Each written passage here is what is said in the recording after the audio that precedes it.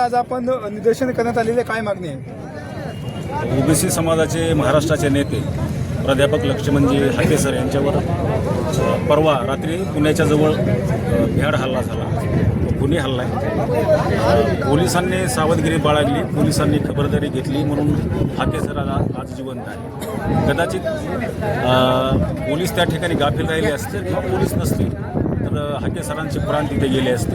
त्याचा निषेध करण्यासाठी आम्ही आज या ठिकाणी सिरसाळा या ठिकाणी एकत्र जमलो आहोत आणि आम्ही कायदेशीर मार्गाने, शांततेच्या मार्गाने त्या सर्व लोकांचा, त्या प्रवृत्तीचा जाहीर निषेध करत आहोत. काय सरकारला काय मागणी असावी तुमकडे? आमच्या सरकारला मागणी आहे की हे जे हल्लेखोर आहेत आणि काल त्यांच्या मुलावर हल्ला करण्याचा प्रयत्न करणारे हल्लेखोर यांना त्वरित अटक झाली पाहिजे.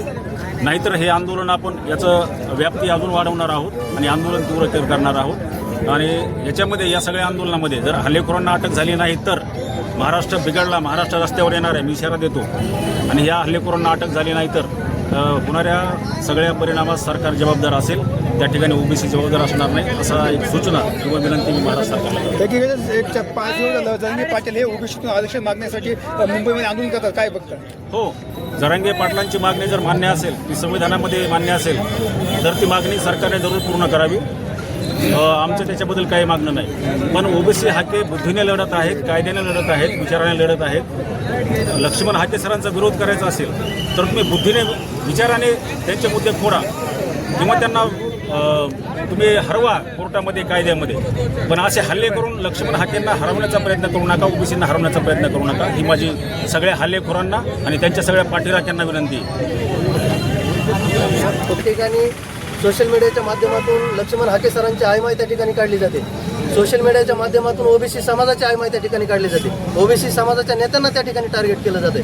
पण यापुढे प्रशासनाला, राज्याच्या मुख्यमंत्र्याला आणि गृहमंत्र्यांना, दोन्ही उपमुख्यमंत्र्यांना एक ओबीसीचा युवक म्हणून या ठिकाणी आमची विनंती आहे, ह्या अशा हरामखोर लोकांना जर तुम्ही नाही आवरलं तर येणाऱ्या काळामध्ये आम्ही जशाच तसं उत्तर देऊ आणि कायदा सुव्यवस्था जर त्या ठिकाणी बिघडली त्याची संपूर्ण जबाबदारी ही प्रशासनाची असेल.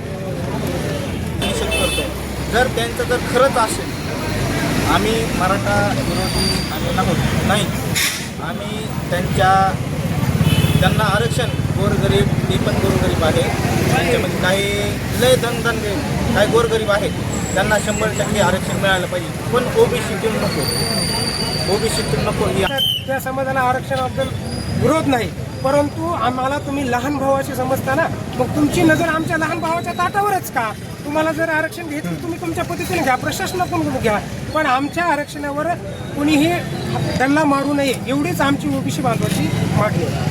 आता पाहायला गेलं तर छगन भुजबळ देखील आता सक्रिय दिसत आहे, त्यांचं सगळं काय काम दिसत आहे. आता हिसकावून घेऊ नका, हे प्रयत्न करत असत आम्ही गप्पी बसणार नाही.